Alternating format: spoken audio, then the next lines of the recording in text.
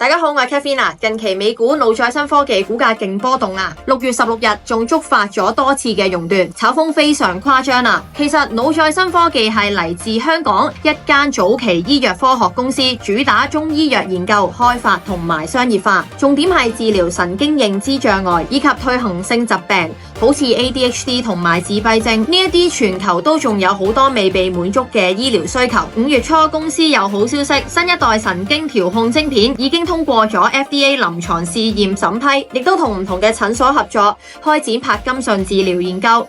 再加上馬斯克旗下嘅 Neuralink 最近用腦機接口技術，令馬騮見到唔存在嘅事物，令腦機接口概念再成為市場焦點。